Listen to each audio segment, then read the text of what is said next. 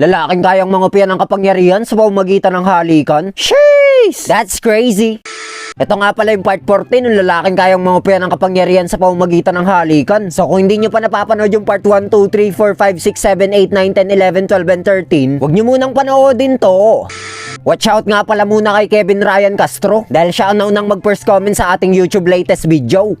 Dito nga chinika na ni Yamada sa mga to yung tungkol kay Damo. Pati na rin yung pagtawag sa kanya ni Cutie Pinkish. Nababalik na daw to ng school kasi tinako to ng teacher. Kaya matitipon nga silang tatlo sa school ngayong araw kagaya nung nasa Vision. At kailangan daw nilang pigilan si Damo sa pagluluto nito ng tempura kahit anong mangyari. Pero sabi ni Kiluwash, yung tungkol daw sa pagsampal ni Buisit Cutie dito kahapon, alam na naman daw nito na mangyayari yun. Pero bakit hindi daw to nakailag? Kaya napatanong to kung kaya ba daw talagang baguhin ang hinaharap na nakikita nito. Napaisip naman siya. Pero sabi niya habang nakaganto, subukan na lang daw nila. At pinuntahan na nga nila ni Kiluwash si Damo. At tinanong siya nito kung bakit daw hindi nagpakita sa kanya si Cutie Blandy. At akala nito na-reject na siya. Sabi naman ni Yamada, hindi pa daw, mamaya pa. At sabi niya pa dito, halikan daw siya. Para naman tong pinagsakloban ng langit at lupa. Kasi akala niya na-busted na siya at chine-cheer up siya ni Yamada. Pero sabi nito, seryoso daw siya. Hilig to eh. Sabi naman ni Kiluwash, sagutin naman daw nito yung feelings ni Yamada. Namuti ang mata ni Idol eh. Parang iba daw yung ibig sabihin ng pagkakasabi nito. Sabi naman ni Damo, hindi niya daw kayang gawin yun. Kay Cutie Blandy lang daw talaga siya kakalampag. Sabi naman ni Kiluwash, wag daw tong mag-down to worry. Namuti na naman ang mata ni Idol eh. Wag daw nitong palabasin na parang binasted siya. Tapos sabi niya, mumukbangin niya na lang daw si Damo ng pwersahan. Hinawakan naman to ni Kiluwash para hindi makapalag. Pero nung mumukbangin niya na to, pinatalsik silang dalawa nito. Good item pala na Damo yung binanggaan nila. Kaya bumalik silang dalawa ng sugatan. Sabi naman ni Short Hair Cutie, alam niya daw na babalik ang mga to ng ganito. Kasi hinalikan pala siya ni Cutie Pinkish. At sabi nito, naichika na daw sa kanya ni Cutie Blandy ang lahat ng everything. Kala niya naman daw mag-isang gumagalaw si Yamada. Bakit daw hindi sinabi sa kanya na may tropang pochi pala siya? Pero back to the chika daw. Ano na daw gagawin nila ngayon? Sabi naman niya, wala na daw silang no choice kundi tanggapin ni Cutie Blandy yung pag-ibig ni Damo. Bigla naman nakichika si Kiluwash. Meron daw siyang mas magandang paraan. Tapos punta si Yamada kay Damo gamit yung katawan ni Cutie Blandy. At tinaya niya tong mag-shopping pagkatapos ng school nila. Alas 8 and 3 minutes daw kasi sa Vision ni Short Hair Cutie. Nung nangyari daw yung sunog dun sa dati nilang old school. Kaya sa ibang other words daw, hindi daw mangyayari yun hanggat malilibang daw ni Yamada si Damo hanggang sa mga oras na yun. Napa-jollibidan si Idol sa tuwa eh. At sinadya niyang pumunta sila sa maraming tao para nga hindi to makapagtapat ng pag-ibig nito. Bigla naman siyang tinawagan ni Cutie Pinkish. Hindi lang daw nagbago yung hinaharap kundi lumala pa to. Si Short Hair Cutie daw na dapat nasa clubroom habang nasusunog yung dating old school nila. Ngayon nasa harapan na din daw ng building kasama nilang tatlo. Tapos si Kiluwash naman ang tumawag. Ngayon alam na daw nila na nagbago na ang hinaharap. Baka daw dahil to sa pagpapalit ng katawan ng dalawa. Kaya wala na daw silang no choice kundi gamitin yung huling barahan nila. At nagpaalam na nga si Yamada kay Damo na uuwi na siya. Buboses pa sana to. Kaso bigla siyang nagpa-cute. At sinabihan niya tong bukas na lang sila mag-usap. Nauto naman niya to. Kaya dali-dali siyang nag-walkout paalis. Hingal kabayo siya paglabas eh. Bigla naman tumawag ulit si Kiluwash. At pinapaalis siya nito dito. Ang dami palang magjowa sa paligid niya. At perpekto pa nga sa perfect na magtapat ng pag-ibig dito. At dumating na nga si Damo. Hindi na daw siya makakapagantay ng bukas. At nag-I love you na nga to sa kanya. Ang daming chismosa oh. Hindi naman niya alam ang gagawin niya. Kaya papayag na sana siya. Kaso biglang umiksena si Cutie Blandy. Nilapitan siya nito at minukbang. Niyakap pa siya nito at sinabi kay Damo na ito daw yung relasyon nila. Laglag yung toothpick nito eh. Sabay takbo. Sinundan niya naman to para daw makipagpalit ng katawan. At malapit na ngang mag-alas 8 and 3 minutes kaya suyo malala na siya kay Damo. Pero sabi nito, pinaasa lang daw siya ni Cutie Blandy. At akala niya daw tropang pochi sila ni Yamada. Pero tinrider din daw siya nito. At nilak na nga nito yung pinto. Nagmakaawa naman siya na wag daw tong magluluto ng tempura. Bigla naman dumating dito si Cutie Blandy. Kaya napasilip to sa pinto. At dito niya na to sinunggaban at minukbang. Sumapit naman ang alas 8 and 3 minutes nang walang sunog na nagaganap. Nakahinga sila ng maluwag pa sa wide eh. Tapos pagkatapos ng lahat na nangyari, ichinika nila kay Damo yung tungkol sa mga kapangyarihan. At sabi nito sasali din daw siya sa club nila. Namuti ang mata nila sa gulat eh. Sabi naman ni Short Hair Cutie, si Cutie Blandy lang daw naman ang target nito. Tsaka bawal daw magluto ng tempura dito. Kaya ang pagsali daw nito sa club nila ay hindi pa daw sa no. Tinawag naman ni Cutie Pinkish si Yamada sa labas. At niyakap siya nito bilang pasasalamat. Pero tinulak niya naman to. At tinanong kung bakit daw kaya siya minukbang ni Cutie Blandy ng persahan. Sabi naman ito, hindi daw siya makapaniwala na magsasakripisyo yun para kay Yamada. Kasi ayaw nga daw nung maging salarin nito. Tapos kinausap niya naman si Cutie Blandy sa taas ng rooftop. At nagpasalamat siya dito. Sasabihin naman sana nito na wala lang yun lods, basic lang yun. Pero nilapitan niya niya to at tinagaw yung hawak nitong libro. Wag na daw tong gagawa ng ganun ulit. Biglang humaba yung bangs ni Cutie Blandy. Pero tumayo to at kinuha yung libro niya. Tapos umuo to habang nagbablash at kumikintab yung mata. Sabay walkout, paalis. Nagtaka naman siya kung bakit daw tumukang masaya. At dito naman, napapayag na ni Damo si Shirter Cutie na sumali siya sa club nila. Pero may biglang umepal sa kanila. Si Visit Cutie pala to. Natuklasan niya na daw kung anong kapangyarihan ni Cutie Pinkish. At nangiinggit na naman nga to without knowing na siya na lang ang hindi nakakasunod sa chika. At pagharap nito, nagliwanag ang paligid ng tatlong to. Kita kasi yung trailer ng hinaharap nito. Kaya naging parang kamatis na naman to na may talong. Sabay irit na may kasamang sampal kay Yamada. At dito na nga pala nagtatapos tong part 14. Abangan nyo na lang yung susunod na next part. Pero kung ayaw nyo, edi don't.